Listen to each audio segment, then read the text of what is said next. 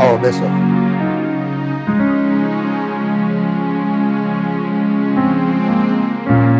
એમાં મોઢું ચડેલું છે. ચડેલું જોઈને શું થયું છે? શું નથી થયું એમ પૂછો ને તો વધારે સારું. આપણા કુટુંબમાં હવે બધી આટીઓ પડવા માંડી છે. હવે આટીઓ પડે, પરિવાર છે, નાની મોટી આટીઓ ઉકેલવી પડે ને. આપણે મોટા છીએ. એ હાથની આટી પડે ને તો સમજ્યા, પણ આ મનની આટી પડે ને એ ન સારું. બધા જો પોતપોતાનું પકડીને બેસી જાય કે અમને અમારા મત પ્રમાણે મળવું જોઈએ, તો આનો ક્યારે ઉકેલ નથી આવવાનો. એવું નથી આદિના બાપુ.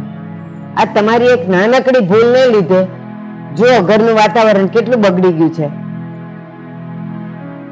આ તો શું છે, મને તો એવું લાગે છે કે ભૂલ મારાથી થઈ ગઈ, ના નથી, પણ સામેવાળા છે ને અમારો વાંક ગોતતા હોય છે કે એક ભૂલ કરે ને આપણે ચડી બેસી માથે. સાચી જ વાત છે ને. અત્યારે મારી ને તમારી એવી ઉંમર છે કે પડેલી ગૂંચને ઉકેલવાનું અને નવી ભૂલો થવી ન જોઈએ. એને બદલે આ ઉંમરે આપણાથી જ ભૂલ થઈ જાય. અરે જરાક તો કંઈક વિચારીને કરવું તું જે કર્યું ઈ. હવે ભૂલ કે જાણી જોઈને તો કરી ન હોય, થતા થઈ ગઈ, પણ આટલી જિંદગી આપણે હારા કામ કર્યા, 1000 કામ કર્યા બધાના, તો એકેય કામ લેખે ન લાગ્યો ને એક નાની ભૂલ છે એ દેખાઈ ગઈ. હા, આ દુનિયાનો દસ્તુર છે. તમે 98 કામ સારા કરો ને, અને જો 99 નું કામ તમારું બગડ્યું ને તો 98 ને હારા કોઈ નહીં કે, પણ 99 પર થૂ થૂ કરે. હવે બધું જાણી જોઈને ન કર્યું હોય, આ બધું થતા થઈ ગયું હોય, સંજોગો હોય. સંજોગો એ વાતનું અમને દુઃખ હોય, પણ એનો મતલબ એવો નથી કે આ વાતનું વતેસર કરવું ને આટલી બધી વાતને આગળ પહોંચાડવાની. એની તમારી જગ્યાએ માનો કે આપણા દીકરાઓથી કંઈક ભૂલ થઈ હોત તો તમે પકડીને બેસત ને, આદિ તે આ હું કર્યું, અશોક તે આ હું કર્યું. એ તો જેવી ભૂલ, આ ભૂલમાં કઈ હતું જ નહીં. પહેલી વાત તો એ છે. બસ તમે પકડીને બેસી જાય એને કોને સમાધાન કરે? આદિના બાપુ એક વાત કહું, આ ભૂલ છે ને પીઠ જેવી છે. બીજાની તરફ દેખાય, આપણે ન દેખાય, કારણ કે આપણે પીઠને જોઈ નથી શકતા, એટલે આપણી ભૂલ આપણને ક્યારેય ન દેખાય, પણ બીજાની તરત નજરમાં આવી જાય. હા, હવે કરી તો કરી, પણ તો એનું શું છે? પણ હવે આખી જિંદગી એનું સાંભળવાનું છે મારે? આખી જિંદગી સાંભળવાનું હોય કે ન સાંભળવાનું હોય, પણ જે થયું એ સારું તો નથી જ થયું. ભાઈઓના મનમાં અને મગજમાં એક ગૂંચ પડી ગઈ છે. એ બધા છે ને વેવલા થઈ ગયા છે. નાની વાતને છે ને પકડીને બેઠા રહી તો આખી જિંદગી પછી મારે એને સમજાવવાનો ટાઈમ નથી બધા પાસે. સમજવાને હેરા હોય બધા. હા, સાચી વાત છે તમારી, પણ તમે મને એમ કહો કે આ તમારાથી જે થયું ને એ કદાચ વિનુભાઈથી થયું હોત તો તમે જતું કરત? નહીં. જો ભાઈ, બધાના મન અલગ અલગ હોય અને સમય પ્રમાણે છે ને માફી કરવું પડે. કદાચ હું માફી કરી દેત, પરિવારની એકતા જળવાઈ રહેતી હોય ને. આવી મોટી નાની મોટી ભૂલો છે ને મેં પહેલા કેટલી જતી કરી છે, એટલે એવું નથી કે કોઈ વસ્તુને એકને પકડીને હું બેસી જાઉં, એટલો તો હું ગમાર નથી. હા, એ અત્યારે બોલાય છે, પણ જ્યારે જો કોઈનાથી ભૂલ થઈ હોત ને, મને ખબર છે કે તમે રાયનો પાડ કરી દો છો. હું તમને આજે વર્ષોથી હું પરણીને આવી ને ત્યારની ઓળખું છું. મારી એ નાની નાની ભૂલે તમે મને કેટલી બધી મારી એ છે ને મને વધ્યાય છો. હવે તમારે બધાને જો આ રીતનું જ લેવું હોય તો ભાઈ મારી પાસે બીજો કોઈ વિકલ્પ નથી. હું છું એવો છું. થઈ ગઈ ભૂલ તો થઈ ગઈ છે. હજી તમારામાંથી અહમ જરાઈ જાય છે, જરાય નરમ પડો છો. તમને એમ થાય છે કે વિનુ સાથે બેસીને જરાક વાત કરી લો કે વિનુભાઈ મારાથી આવી આવી કંઈક ભૂલ થઈ ગઈ છે તો મનમાં ન લેતા, ખોટું ન લગાડતા. કઈ કીધું? પણ જેને સમજવું જ ન હોય એની પાસે મારે ભૂલ સ્વીકારવાનો કઈ મતલબ છે? સમજવું નહીં. મને મજા ન આવી, મને સારું નથી લાગતું. અને ઘરમાં છે ને આ બન્યા પછી હું બધાના મોઢા જોઉં છું ને મને બધી ખબર પડી જાય છે કે કોણ કેટલું ખુશ છે, કેટલું તમારાથી નારાજ છે અને શું વિચારે છે. એ આખી જિંદગી ઉપકાર કર્યો ને એ નથી કોઈ જોતું. નાની મોટી ભૂલોને પકડી છે ને આ તકની રાહ જોતા હતા લોકો, એમ સમજ? ના ના, એવું નથી. પણ મેં તમને આગળ કીધું એમ આપણી ભૂલ આપણને ક્યારેય નથી દેખાતી, અને આપણે પાછા ભૂલ તો થઈ જાય, માણસ માત્ર ભૂલને પાત્ર, પણ આપણે જરાય નમવા તૈયાર નથી. આપણે એને કબૂલાત કરવા તૈયાર નથી. એ નડે છે. એ હારું ભાઈ, કહેતી હોય તો બે હાથ ને ત્રીજું માથું, પગે લાગુ બધાને? મને નથી લાગવાનું.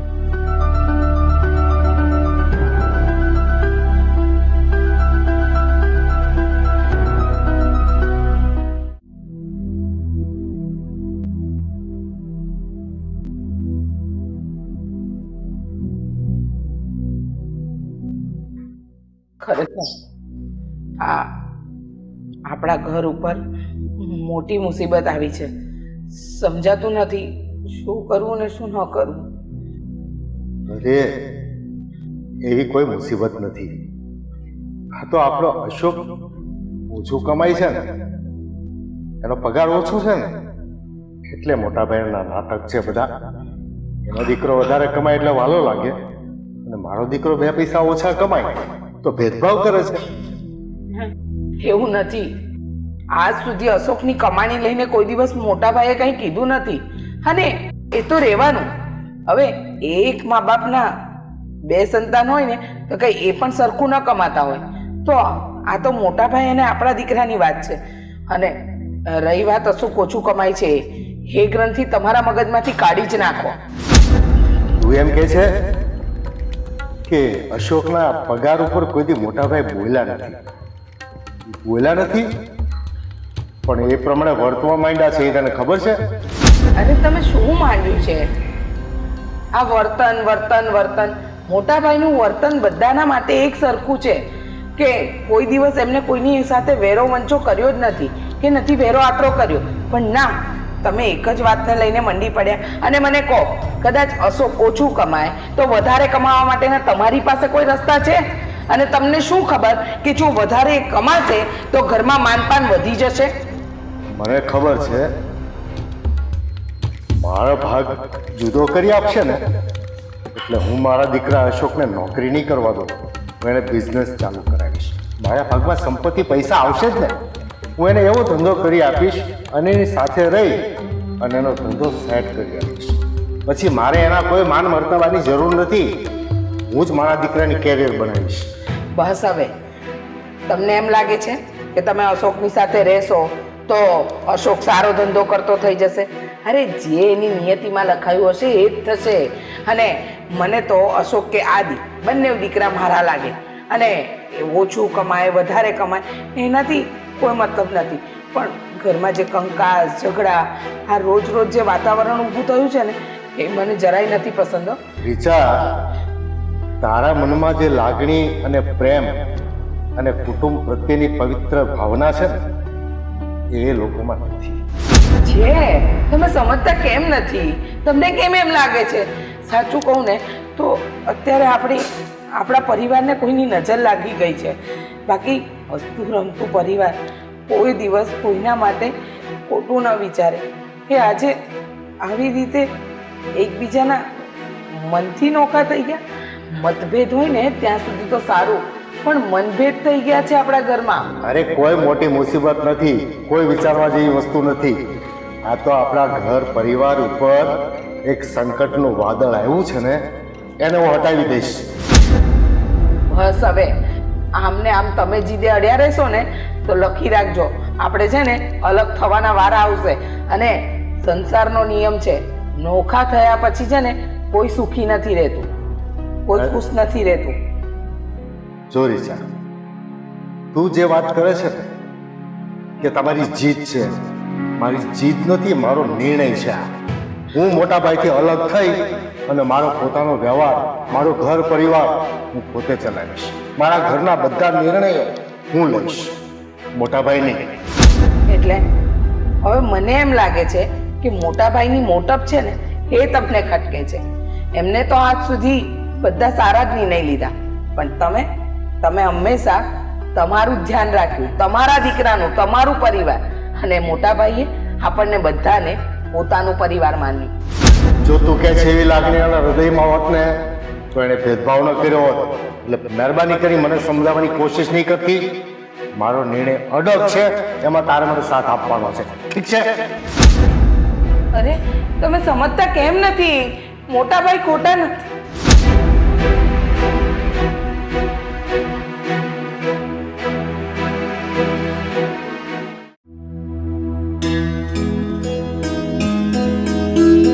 આજો આ વર્ષે તો અધિક માસ ગયો અને આ ભાદરવો, તો વાતાવરણમાં કઈ બદલાવ જ નથી આવતો. એ જેમ ઘરમાં ઉકળાટ છે ને એમ વાતાવરણમાં બસ આ ભાદરવો છે ને એટલો ઉકળાટ છે કે આમ અસહ્ય થઈ ગયું છે. સાચી વાત છે તમારી. મોસમનો પણ બદલાઈ ગયો છે અને આપણા પરિવારનો પણ. ક્યારેય નહોતું વિચાર્યું ને એવું વાવાઝોડું આવ્યું છે અત્યારે. હા હવે વાવાઝોડું આવે ને એટલે નુકસાન તો કરીને જાય છે, હા પણ આપણે વડીલ છીએ અને થોડું સહન કરવાનું આપણે ભાગ્ય કદાચ આવે ને આપણે સહન કરી લેવાનું. કારણ કે ક્રોધ છે ને એ શબ્દોમાં હોય ને ત્યાં સુધી વાંધો નથી, પણ દિલમાં ક્રોધ એકબીજાને વસી જાય ને પછી એનો કોઈ અંત નથી હોતો. હા અને કહેવાય છે ને કે મૌન એ ક્રોધની સર્વોત્તમ દવા છે. પણ અહીંયા તો મૌન રાખવા જતા તો આપણે વધારે સહન કરવું પડે, વધારે કડવાશ આપણે જ લેવી પડે. હા પણ પણ વાંધો નહીં, કહેવાય છે ને કડવું હંમેશા ગુણકારી હોય. તમારો નિર્ણય સાચો જ છે. આ ઘરના મોભી બની રહેવામાં છે ને લાખ દુઃખ સહન કરવા પડે. આવો વિનુભાઈ. રીચા બોલો બહુ બેટા. બસ એ જ કહેવા આવ્યા મોટા ભાઈ કે છેલ્લા કેટલાય સમયથી આપણા ઘરની અંદર બધાના જ મનમાં ઉતાર ચઢાવ આવી ગયા. કોઈ કોઈને સમજવા જ રાજી નથી. કહેવા શું માંગે છે ને સમજે છે શું. અને આમનું આમ ચાલતું રહ્યું ને મોટા ભાઈ તો હા જે આપણું સાથે રહેવાનું સપનું છે ને એ સાકાર થવાનું જ નથી. હા પણ ખોટી લગ્ન લઈને લોકો બેસી જાય, મગજમાં એક ધૂન સવાર થઈ જાય. હવે એને સમજાવે સમજે નહીં, કોઈ આમાન્ય કોઈની રાખવી નહીં કે પરિવારની કે સમાજમાં આપણી શું નામ છે, શું આપણે ઇજ્જત કમાણી છે, આ બધા પછી પાણી જ ફેરવી દેવું હોય તો પછી વર્તન ગમે તેવું કરો તમે, શું ફેર પડે છે? આજે ભાગ પાડશો તો 2 પડશે, મોડું કરશો ને તો પરિવારના 3 ભાગ પડશે. વિચારી લો કેટલા ભાગ કરવા છે. એ અમારે તો ભાગલા જ નથી પાડવા, હાલે ને ત્યાં સુધી એમને મકવવું છે. મોટાભાઈ અત્યાર સુધી બધાને સમજાવવાનો પ્રયત્ન કર્યો પણ હવે હું પણ થાકી ગઈ. કેટલું અને કોને કેવું? રોજ રોજ નવી વાતને લઈને ઘરમાં કંકાસ. અને હું તો ઈચ્છતી જ નથી તમારી જેમ કે ઘરના ભાગલા પડે, પણ માણસ ન સમજી શકે ને ત્યાં ભાગલા પાડવું એ જ સમજદારી છે. વિનુભાઈ તમે સમજદાર છો, થોડુંક આ બાજુ પણ વિચારો ને કે ઘર હોય કે આવું નાના મોટા ઝઘડા થતા હોય, આવું બધું થતું હોય, પણ એને માટે આવા અઘરા અને કડક નિર્ણય તો ન જ લેવાય ને પહેલા. મને એ બતાવો કે આ દુનિયામાં જેટલા સહપરિવાર રહી છે, બધા સંયુક્ત પરિવારમાં રહી છે, શું થોડા ઘણા નાના મોટા મતભેદ નહીં થતા હોય? પણ બધા મોટું મન રાખીને રહેતા હોય સાથે, સાથે રહેવાના ઘણા ફાયદા છે. હા સાચી વાત છે મોટાભાઈ. સાથે રહેવાથી પ્રેમ વધે, લાગણી વધે, એકબીજાની સમજદારી વધે. અને પહેલી વસ્તુ તો એ કે ક્યારે કોના છોકરા મોટા થઈ જાય, ક્યારે પરણી જાય અને એને ત્યાં પણ છોકરા ક્યારે આવી જાય ને એ ખબર જ ના પડે. પણ આ સમજદારી એમ સમજો ને કે તમારી પેઢી સુધી જ હતી. જેવી તમારી પેઢી વીતી ને નવી પેઢીએ આ રૂઢી કાઢી નાખી. બસ હવે ઊંચા જ્ઞાનની વાતો બહુ થઈ ગઈ. હવે એક અસલ વાત ઉપર આવો. એ આ પરિવારની અંદર જ્યાં સુધી વિચારભેદ અને મતભેદ થાય ને ત્યાં સુધી ઠીક છે, પરિવાર સાથે રહી શકે છે. પણ જ્યારે મનભેદ થઈ જાય ને પછી પરિવારનું એક સાથે રહેવું મુશ્કેલ બની જાય છે. મનભેદ તમે હાથે કરીને કર્યા છે અને યાદ રાખજો મારું મારું કરવા વાળા ક્યારેય ભેગું નથી કરી શક્યા. અમારું અમારું કરશે ને એ જ ભેગું કરશે. રીચા, મનભેદ કોણે કર્યા એ વિચારવાનું હવે પૂરું થઈ ગયું છે. મનભેદ થઈ ગયા છે એ સ્વીકારવાનો સમય આવી ગયો છે. અને હવે અલગ થવા સિવાય મારી પાસે કોઈ રસ્તો નથી. મોટાભાઈ ભાભી જુઓ, મેં કહ્યું એમ હું હવે થાકી ગઈ. મારાથી સમજાવવાની જેટલી પણ તાકાત હતી ને બધી જ મેં લગાવી દીધી. પણ પછી કોઈ વ્યક્તિ એકનો બે થવા તૈયાર ન હોય તો કોઈને મારી મચેડીને તો આપણે સાથે ન રાખી શકીએ ને કે ભાઈ તારે રહેવું જ પડશે. હા, એવું તો ન જ કરી શકીએ ને. તો થવા દો ને, આપોઆપ ઠોકર વાગશે ને સમજી જશે બધા. હા, હવે અસલ વાત પર આવી. જેને ઠોકર વાગશે ને એની આંખ ઉઘડી જશે. એ અમે છે ને અને ઠોકર વાગવા નથી દેવા માંગતા કારણ કે તારો સ્વભાવ અમે જાણીએ છીએ. તું છે ને ઠોકરો નહીં વાગતો હોય ને તો રોતો રોતો આવવાનો છો એ અમને ખબર છે. એટલે છે ને જે કરીએ છે ને બરાબર જ છે. મારા જીવતે જીવતો છે ને આ ભાગલા હું નહીં થવા દઉં. ધીરુભાઈ, કહેવાય છે ને મન મોતી અને કાચ એકવાર તૂટે ને પછી સંધાતા નથી. અને જો સાંધો કરીએ ને તો એ સાંધો દેખાય છે. જે સાંધો અમે દેખાવા નથી માંગતા, બસ એ તૂટે પહેલા આપણે ભેગા થઈ જઈએ ને તો વધારે સારું છે. ભાભી તૂટી ગયો છે. એ તારા મતે તૂટી ગયો છે, અમારા મતે નહીં. આ તો આટલી બધી નોખા થવાની વાતો કરે છે ને છતાં અમે મનમાં નથી લેતા. અમે તો તમે જે પહેલેથી વર્તતા હતા એ રીતે જ વર્તીએ છીએ. એ તારા મનમાં ભેદભાવ ઉભો થયો છે. તો મોટા ભાઈ, વાત એમ છે કે તમે તમારી મરજી મુજબ જ ચાલવાના છો. તમને ઠીક લાગશે તો તમે મને હિસ્સો આપશો, નહીં લાગે તો નહીં આપો. એમ જ વાત થઈ ને. મોટા ભાઈ એવી કોઈ વાત જ નથી કરી. હજી પણ તમારી ગેરસમજણ એ જ રસ્તે જઈ રહી છે. અને રહી વાત હિસ્સાની, તો તમને નહીં ખબર હોય. મોટા ભાઈએ એક વખત મને મોડે કહ્યું છે કે મારો ભાઈ માંગે ને તો હું જીવ આપી દઉં. આ મિલકતની તો શું વાત છે. હવે સમજણમાં ફેર છે ને. અરે રીચા, જીવથી અશોકના રોટલા નથી થતા, અશોકના સપના પૂરા નથી થતા. એના સપના પૂરા કરવા માટે મિલકત જોઈએ, પૈસા જોઈએ. અશોકે મહેનત કરવી પડે તો એના સપના પણ પૂરા થાય. પણ નહીં, આપણો દીકરો જે કરે છે એ સારું ને સાચું કરે છે એવી રટણ આપણે માંડીને બેઠા છીએ. જો 100 વાતની એક વાત મોટા ભાઈ, આ બધી વાતને પડતી મૂકો અને તમે નોખા થવાનો નિર્ણય લઈ જ લો. કારણ કે તમારે કેટલી વાર સમજાવું અને તમે જીવશો ત્યાં સુધી સાથે રહેશે. તમારા જીવ્યા પછી તો આ નોખા થવાની જ વાત છે. પછી શું થશે? એના કરતા મારી વાત માનો. રીચાઓ, જ્યાં સુધી હું જીવું છું ને ત્યાં સુધી તો હું ભાગલા નહીં કરું.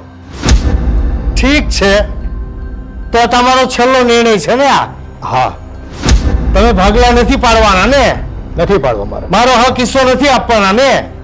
તને તારું વાપરવાનું, તારી જરૂરિયાતો બધી પૂરી થશે. નથી જોઈતું મોટા ભાઈ, કાંઈ નથી જોઈતું. ઈશ્વરે 2 હાથ આપ્યા છે, બાપ દીકરાના 2 ના 4 હાથ છે. મહેનત મજૂરી કરીને પેટ ભરી લઈશું. પણ આજ પછી હું તમારી પાસે ભીખ માંગવા નહીં આવું. આ બધું ચાલ રીચા. આ બધું બોલવું સહેલું છે વિનો. જાઓ બજારમાં ખબર પડે. બધા ભાઈ કરવા દો એમને એમની મનમાની. ઠોકર વાગશે ને આપોઆપ પાછા આવી જશે.